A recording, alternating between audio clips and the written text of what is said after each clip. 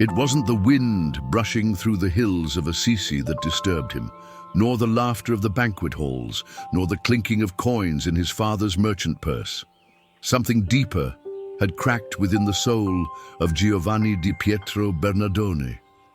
He had everything a young man in the 12th century could desire: fine clothes, noble friends, the promise of military glory.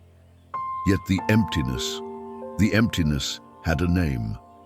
And though he dared not speak it yet, it whispered like an ancient secret echoing from eternity. In the dim corridors of his golden youth, he began to listen. Not with ears, but with a place in the soul the world had tried to silence. After the feasts, when all were asleep and the wine no longer drowned the unrest, something called. It wasn't a voice, it was a silence louder than thunder, a silence that burned like hidden fire, and in that fire, he began to be consumed. Something within him whispered that he was not made for this place, that his true homeland was higher, purer, and far more terrifying. The young man, Francis, as he would come to be known, began to drift. First from vanity, then from companions. The wars he once dreamed of winning grew hollow. A battle led him to prison, and there, in the cold darkness, the call intensified. When all others had forgotten him, the one who sees all looked upon him, and the silence became a presence. His soul trembled, not with fear, but with something deeper, the dawning awareness that he had been created for something eternal, something holy had touched his temporary flesh. What if all the world calls success is actually divine distraction? What if the crowns they offer are hidden chains? Francis began to suspect. He began to see. Gold burned in his hands like dead ash. Fame sickened him. And the eyes of the poor, those he once ignored, now pierced him with a light no nobleman could comprehend. It was as if the outcasts held heavenly secrets the powerful would never hear. And it was among the forgotten that his heart finally began to beat. In the cave of his spirit, a voice called him outward, into the wilderness where falsehood dies and only the eternal remains. He did not yet know the name of this call. He did not yet understand the weight of the mission to come. But something in him knew he would not return unchanged. A new birth was beginning, not of a saint, not of a reformer, but of a man in love with God beyond all reason. Welcome to Bible Stories and Mysteries.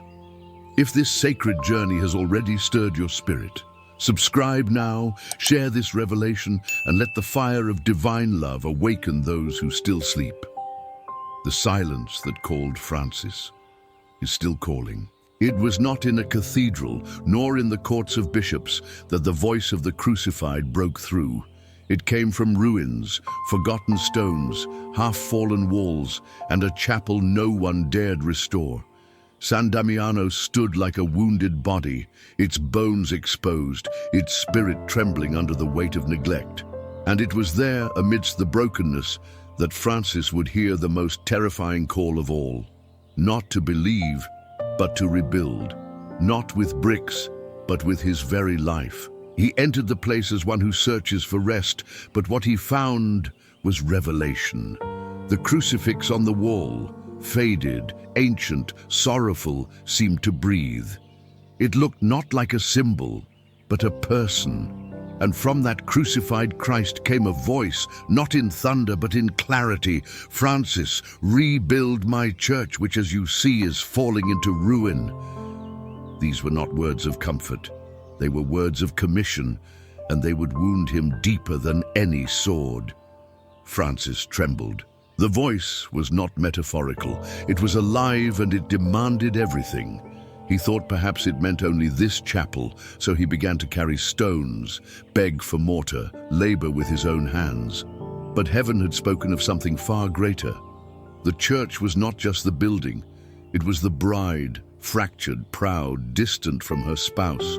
And the Lord had chosen not a theologian, not a bishop, but a barefoot dreamer to begin her healing. What kind of God speaks from ruins? What kind of Christ entrusts his heart to the fragile hands of a beggar? Only a God who hides glory in humility. Only a Savior who chose wood and nails over crowns and armies. Francis, still unaware of the full scope of his calling, began to change. The voice he heard in San Damiano followed him, not as echo, but as presence. Every ruined chapel became a mirror of a ruined church, every crumbling wall a cry for restoration. He started to see with new eyes. He walked the streets not as heir of wealth, but as servant of a mystery. The poor became prophets to him, the lepers, sacred. The church, though vast in structure, was wounded in spirit. And in Francis burned a desire not to criticize, but to repair. Not to condemn, but to embody. He would not fight with words, he would become the gospel, living, bleeding, walking. In the ruins of San Damiano, something eternal was birthed. A call not just to build altars, but to become one. Francis had been marked, the voice had spoken, and heaven would not let him rest. The stones he lifted were just the beginning. Soon he would lay down his very flesh to rebuild what pride and time had torn apart. There are moments in a man's life when he must choose who his true father is. For Francis, that moment came not in secret, but before the eyes of the city, the clergy, and his own blood. The streets of Assisi whispered of scandal, of madness, of rebellion. But Francis was not rebelling against man, he was surrendering to God. And that surrender would require the most shocking gesture of all, to strip himself of everything, even the clothes given to him by his earthly father. The air was cold, but his spirit burned with clarity.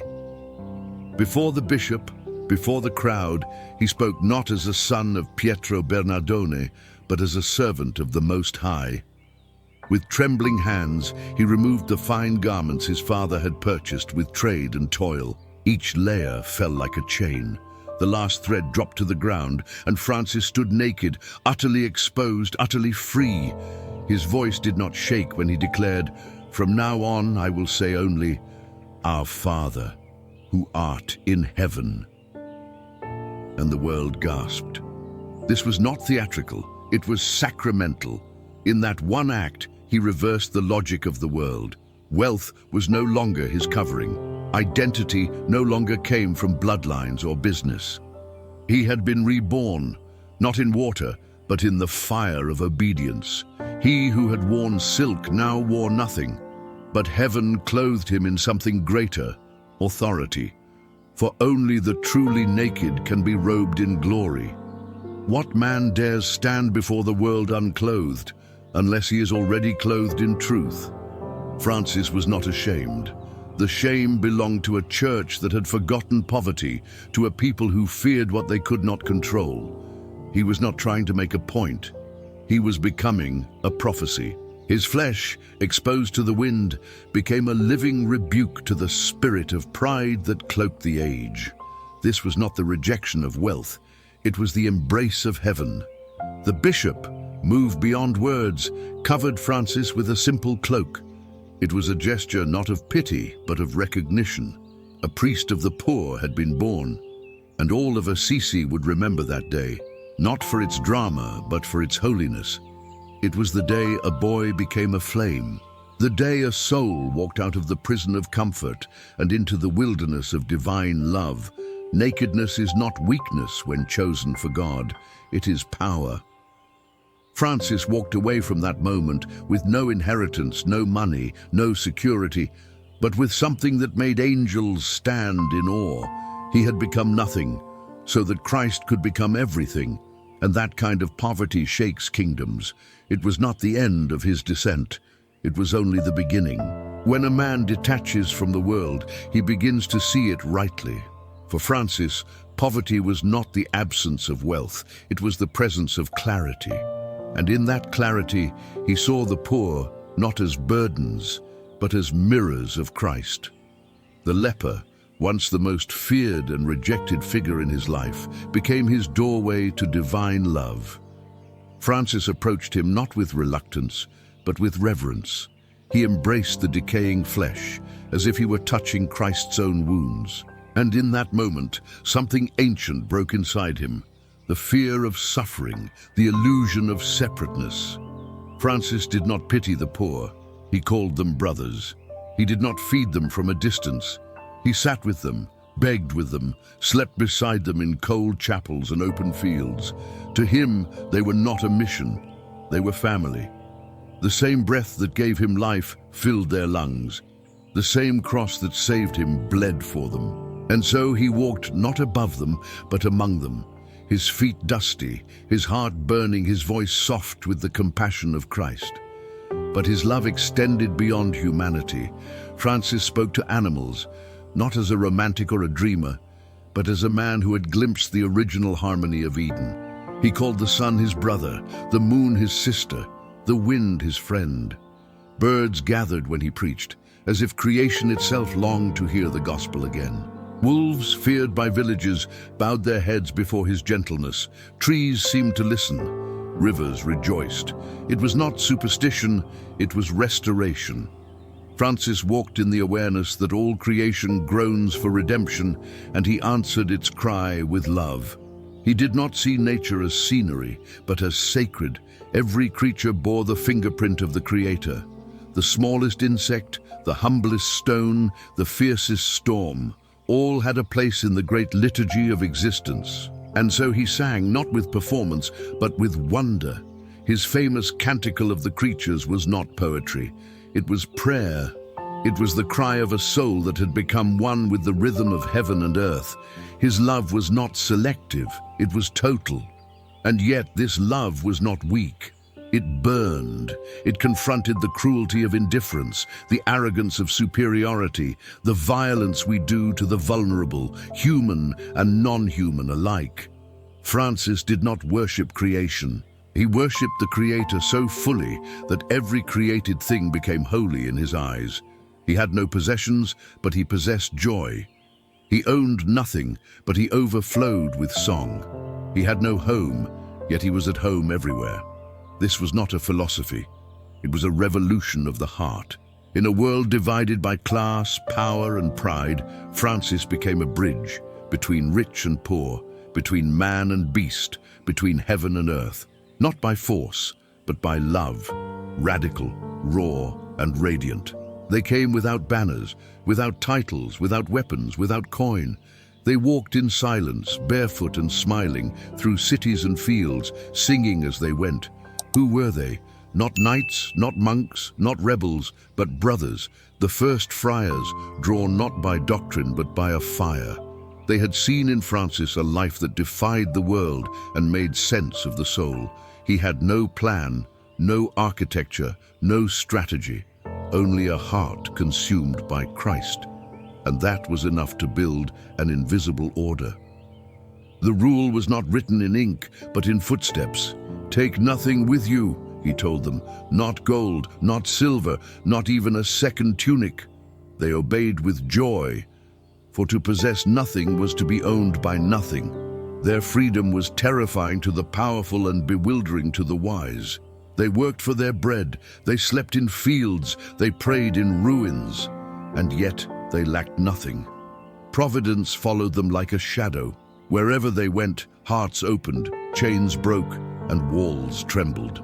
This was not a monastic retreat. It was an invasion of light.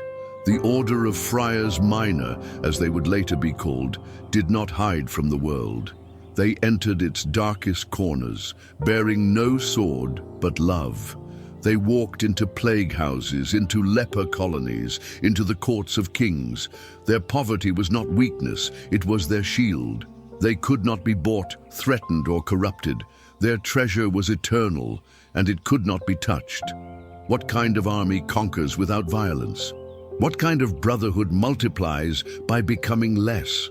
Francis did not recruit, he witnessed, and men followed, not because of charisma, but because of truth. They saw in him a mirror of Jesus, poor, humble, fearless, and they longed for that same freedom, to live with nothing, to fear nothing, to belong wholly to God. The church, at first uncertain, could not deny their fruit. Cities changed, the proud wept, enemies embraced, and yet Francis never claimed credit. He remained the lesser brother, the servant of servants, the voice of the voiceless. As others were drawn to power, he withdrew deeper into simplicity. He feared the temptation of greatness, for he knew that the kingdom of heaven belongs not to those who lead, but to those who follow, carrying their cross. It was not an organization, it was a movement of the Spirit, an order without walls, a family without possessions, a revolution without violence. The friars became firebrands of mercy, igniting renewal across Europe, not by preaching doctrines, but by becoming them. Their lives were the sermon. Their joy was the invitation. Their presence was the proof. And still today, if you listen in the silence of your soul, you might hear them walking, singing, praying, not in stone monasteries, but in the wind, the woods, the forgotten streets. For the order that Francis founded was never truly visible. It was and is the order of the heart awakened. There comes a point in every soul's journey when the crowds must fall away, when even brotherhood becomes too loud, and the only companion left is silence. For Francis, that moment came on a mountain, Verna. It was not a place of beauty, but of solitude, harsh, wild, exposed to wind and shadow. And yet, it was there, far from the applause of cities and the songs of friars, that the deepest mystery would be unveiled. For the voice that first called him in ruins would now mark him in fire. He climbed not as a pilgrim, but as a man undone. His body was frail, worn by fasting, illness, and countless nights sleeping under stars. His heart, once aflame with joy, now trembled with the ache of divine absence. God had hidden his face, and Francis, like the prophets before him, entered the desert not to escape, but to wrestle. Days turned to weeks. Words vanished. Only tears remained. And in those tears, something eternal began to stir. On Verna, the silence became a furnace. Visions came, not of grandeur, but of sorrow. He saw Christ, not in triumph, but in agony. A seraph, blazing with 6 wings, descended, not to comfort, but to crucify. And Francis, trembling, received what no man had received before, the Stigmata. Wounds in his hands, his feet, his side, mirroring the passion of Jesus, not as metaphor, as reality.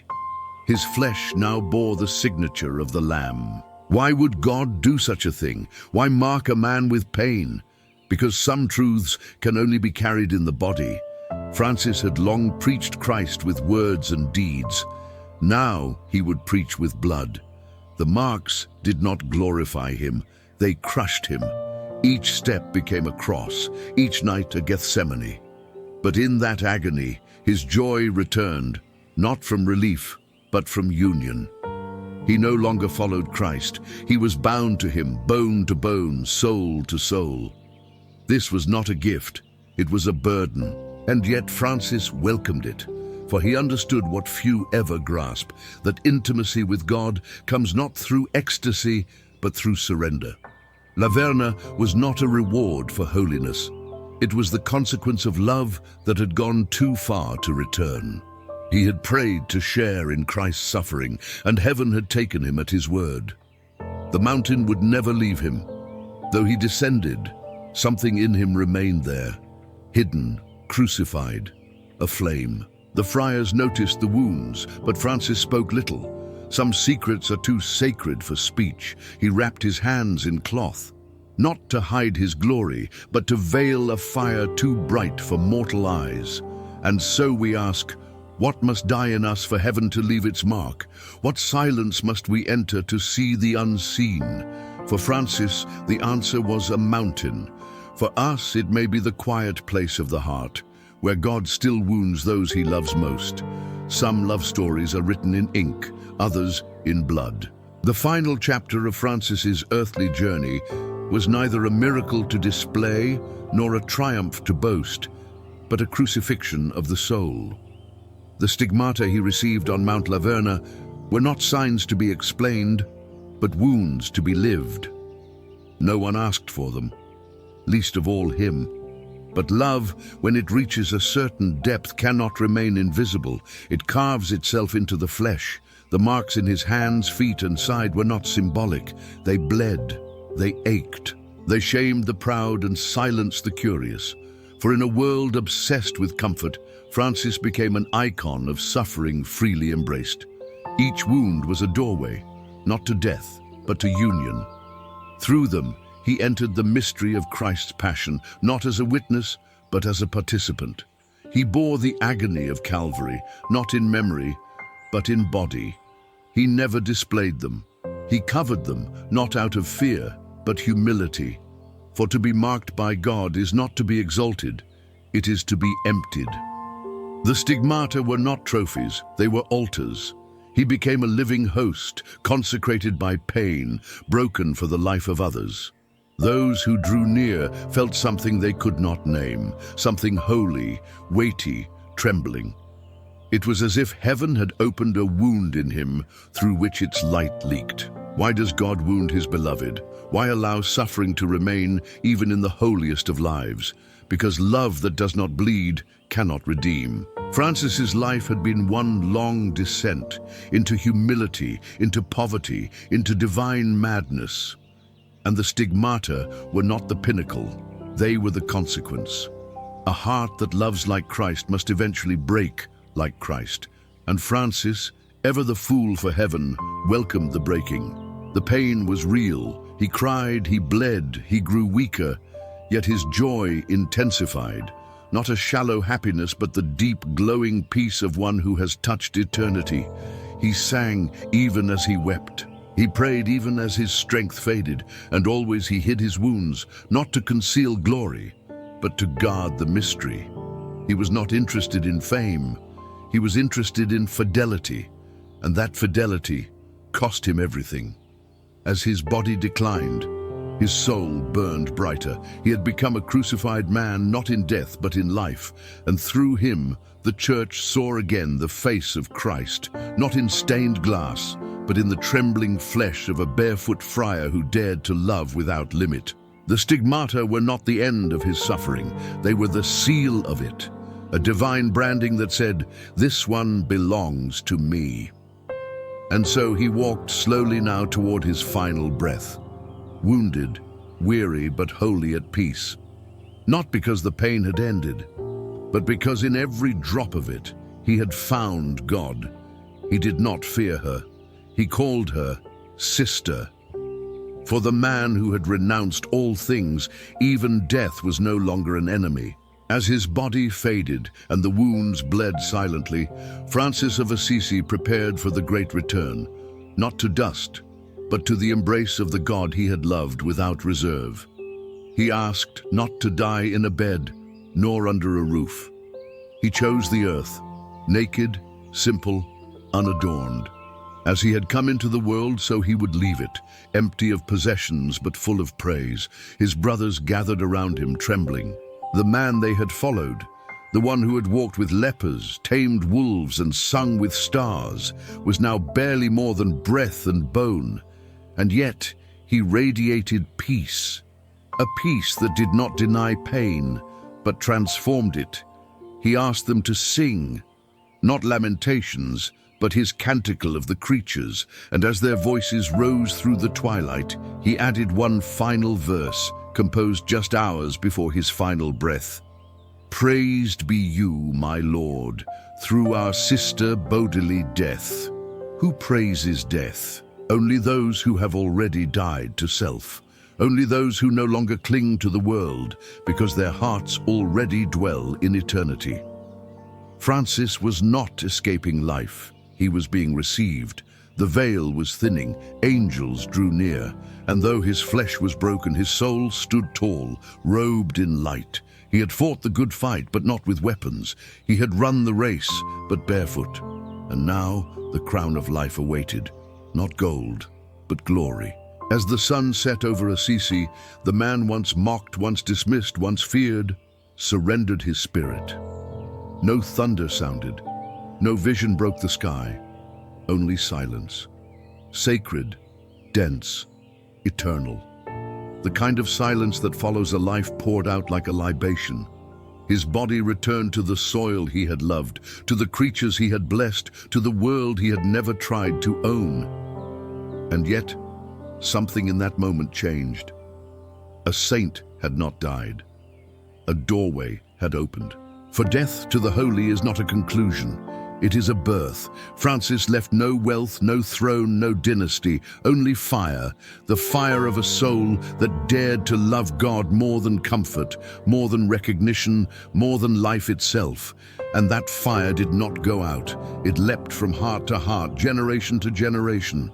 Still today it burns, in cloisters, in jungles, in slums and sanctuaries, wherever someone dares to say, "I want nothing but Christ." Francis walks again. His tomb is quiet, but his spirit is thunder, not because he conquered the world, but because he let go of it. And in letting go, he found all that matters: love, joy, eternity. He did not merely follow Christ, he became his echo. And that echo still calls us, not to admire, but to follow. Close your eyes and imagine standing barefoot on the same earth where Francis once sang to the sun, where he bled for love, where he died in the arms of silence. Can you hear it? That still, small echo, not from the past, but from eternity. It does not shout, it whispers, and yet it pierces like a sword. What are you still holding on to? What crown, what comfort, what fear still binds your soul to the things that perish? Saint Francis of Assisi did not come to found a movement. He came to reveal a path, the path that has always existed, hidden beneath gold and dust, beneath pride and doctrine. It is the path of radical surrender, of reckless mercy, of crucified joy. And it does not lead upward to thrones, but downward to crosses. He chose to lose everything to gain the only thing that cannot be lost: union with Christ. And in doing so, he became a mirror for every generation, showing us not what is possible, but what is necessary. And now that mirror stands before you. What will you see in it? A romantic story, a holy fool, or the invitation of God to live differently, dangerously, freely, faithfully? For the world needs not more admirers of saints, but imitators. Francis is not just a relic, he is a summons to live without gold, to love without condition, to die without fear. And if you dare to answer, you may discover what he found, that when all else is gone, love remains. If this journey through the life of St. Francis stirred something in your soul, don't let it fade into silence. Subscribe to Bible Stories and Mysteries, share this sacred flame with others, and let the echo of divine love awaken every slumbering heart around you.